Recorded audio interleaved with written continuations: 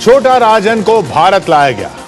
अब पीछे की कहानी की कई परतें आप देख चुके हैं कि कैसे हुआ, क्यों हुआ। एक बड़ा खुलासा लेकिन अभी हम करने जा रहे हैं। बाली एयरपोर्ट पर पकड़ा गया अंडरवर्ल्ड डॉन छोटा राजन भारत तो आ चुका है। गिरफ्तारी पर भारत की सुरक्षा एजेंसियां भले ही कामयाबी का ढिंढोरा पीट रही हैं, लेकिन सच दरअसल कुछ और है। छोटा राजन की गिरफ्तारी के बाद होने जा रहा है सबसे बड़ा खुलासा कि कैसे पहले छोटा राजन ने दाऊद को मारने की योजना बनाई और फिर बदले में पाकिस्तान में छिपे बैठे दाऊद इब्राहिम और पाकिस्तान की खुफिया एजेंसी आईएसआई की साजिश छोटा राजन की आजादी पर भारी पड़ गई। जी हां, छोटा राजन आज सलाखों के पीछे है तो इसकी वजह है दाऊद इब्राहिम कासकर।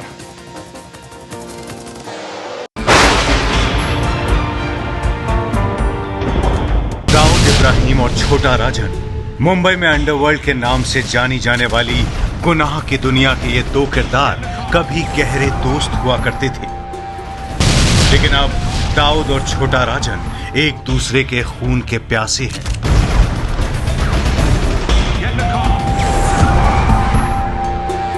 दोनों के बीच मौत से आंख मिचौली का एक खेल यूं तो 23 बरस से जारी है, लेकिन आपका चैनल आज आपको जब ये बताएगा कि वही खूनी खेल छोटा राजन की गिरफ्तारी की वजह बन गया है, तो आप हैरान रह जाएंगे। अब तक आप सिर्फ ये जानते हैं कि छोटा राजन इंडोनेशिया के बाली एयरपोर्ट पर गिरफ्तार हुआ था और उस गिरफ्तारी के 13 दिन बाद उसे सीबीआई की एक टीम विशेष विमान से दिल्ली ले आई है। आपने छोटा राजन की वतन वापसी की जो खबरें देखी हैं, वो बस इतना बताती हैं कि छोटा राजन को अपने साथ लाने वाली 7 सदस्यीय टीम में 3 सदस्य सीबीआई के, 2 मुंबई पुलिस के और 2 सदस्य दिल्ली पुलिस के थे। इसी टीम के साथ कड़ी सुरक्षा और भारी गहमा गहमी के बीच भारत लाए गए छोटा राजन पर हत्या, वसूली और तस्करी के 70 मामलों में मुकदमा चलाया जाएगा। लेकिन आप ये नहीं जानते कि जो शख्स 27 बरस पहले ही भारत के लिए मोस्ट वांटेड अपराधी बन गया था, वो अचानक 25 अक्टूबर को बाली के एयरपोर्ट पर गिरफ्तार हो गया। तो कैसे? जवाब देने के लिए देखते रहिए ये विशेष रिपोर्ट, जो बता रही है कि छोटा राजन की गिरफ्तारी के पीछे हाथ है दाऊद इब्राहिम और पाकिस्तान की खुफिया एजेंसी आईएसआई का। आपका चैनल एबीपी न्यूज आपको बताने जा रहा है ऑपरेशन दाऊद के बारे में, जिसका अहम किरदार है छोटा राजन। ऑपरेशन दाऊद वास्तव में पाकिस्तान की सरपरस्ती में रह रहे दाऊद इब्राहिम को मारने का खुफिया प्लान था, जिस पर छोटा राजन अपनी गिरफ्तारी से ठीक पहले काम कर रहा था और उसका यही ऑपरेशन उसे सलाखों के पीछे ले आया। किडनी की बीमारी और 55 बरस की उम्र ने छोटा राजन को गुनाह की दुनिया से अपना हाथ समेटने को तो मजबूर कर दिया था, लेकिन छोटा राजन ने दाऊद इब्राहिम को मिटा देने की जो कसम खाई थी, उसी का नाम था ऑपरेशन दाऊद, जो कभी बंद नहीं हुआ। सूत्रों के मुताबिक पिछले कुछ महीनों में छोटा राजन के हाथ कई बड़ी कामयाबियां भी लगी थी। उसके गुर्गे दाऊद के ठिकाने और धंधे की ताजा जानकारियां जुटाते रहते थे, लेकिन छोटा राजन ने दाऊद को मारने के लिए जिस सबसे बड़ी साजिश को अंजाम तक पहुंचाया था, वो था दाऊद के कुछ बॉडीगार्ड को अपनी ओर मिलाना। दाऊद के बॉडीगार्ड्स के जरिए दाऊद इब्राहिम की लोकेशन और उसके इर्द गिर्द मौजूद रहने वाले हर शख्स की कुंडली लग चुकी थी छोटा राजन के हाथ। हमारे सूत्रों ने हमें जो जानकारी दी है वो इससे भी ज्यादा चौंकाने वाली है। छोटा राजन और दाऊद के बीच दोस्ती को दुश्मनी में बदलने का अहम किरदार निभाने वाले छोटा शकील तक जा पहुंचे थे छोटा राजन के हाथ।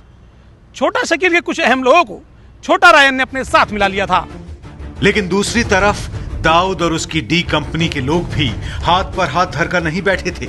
एक तरफ छोटा राजन दाऊद के गैंग में सींधमारी कर रहा था, तो इसकी खबर भी दाऊद तक जा पहुंची थी। पाकिस्तान की खुफिया एजेंसी ने दाऊद को न सिर्फ कराची में रहने के लिए घर मुहैया करवाया है, बल्कि दाऊद की सुरक्षा का इंतजाम भी आईएसआई के हाथ में है। ऐसे में ये खबर आईएसआई को भी मिली और फिर सामने आई ये खबरें। दाऊद के सुरक्षा गार्डों को न सिर्फ बदल दिया गया, बल्कि उनकी तादाद भी बढ़ा दी गई। सूत्रों ने बताया कि ऑपरेशन दाऊद के दौरान छोटा राजन जब छोटा शकील के कुछ आदमियों के संपर्क में आया, तो उन्हीं में से एक आदमी ने छोटा राजन के पास भारतीय पासपोर्ट देख लिया। छोटा राजन के राज का पर्दाफाश होने के बाद जब आईएसआई दाऊद और शकील ने आपस में बातचीत की, तो इसी आदमी ने छोटा राजन के इस भारतीय पासपोर्ट का नंबर बता दिया और जैसे ही छोटा राजन ने इसी पासपोर्ट के आधार पर वीजा अप्लाई किया तो दाऊद को फौरन पता चल गया। दाऊद गैंग भी छोटा राजन की जान के पीछे लगातार पड़ा हुआ था। ऐसे में पिछले महीने जब छोटा राजन ने ऑस्ट्रेलिया के अपने नए ठिकाने से इंडोनेशिया के बाली जाने के लिए वीजा का आवेदन किया, वैसे ही दाऊद और छोटा शकील के गुर्गों तक ये खबर पहुंच गई कि अब छोटा राजन इंडोनेशिया के बाली पहुंचने वाला है। दरअसल ऑस्ट्रेलिया को अपने लिए सुरक्षित समझकर ही छोटा राजन ने पिछले कुछ सालों से अपना नया ठिकाना बना लिया था। अंडरवर्ल्ड डॉन छोटा राजन की पूछताछ में हुआ अहम खुलासा।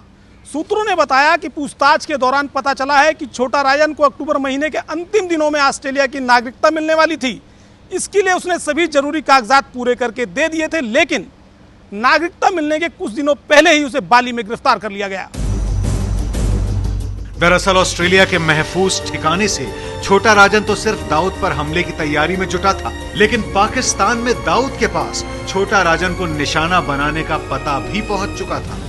मगर छोटा राजन चौकन्ना था। उसे यह एहसास हो गया कि वो एक बार फिर दाऊद के निशाने पर आ चुका है। इंडोनेशिया को गुनाह की दुनिया में छोटा राजन का गढ़ माना जाता है। ऐसे में 25 अक्टूबर को छोटा राजन ने बाली एयरपोर्ट पर पहुंचते ही इमिग्रेशन अधिकारियों को अपना असली परिचय दे दिया, जबकि पासपोर्ट पर उसका नाम मोहन कुमार लिखा हुआ था। छोटा राजन के खिलाफ इंटरपोल का रेड कॉर्नर नोटिस तो था ही, साथ ही मोहन कुमार नाम से जिस पासपोर्ट नंबर से छोटा राजन सफर कर रहा था, उसकी जानकारी भी इंडोनेशिया की सुरक्षा एजेंसियों को थी। ऐसे में उसे गिरफ्तार कर लिया गया। भारत आने से ठीक पहले इस बात के कयास लगने लगे कि छोटा राजन को मुंबई में रखा जाए या फिर दिल्ली में। मुंबई पुलिस के अधिकारियों के मुताबिक उसके ज्यादातर गुनाह मुंबई में दर्ज हैं। ऐसे में उसे मुंबई लाया जाना चाहिए था।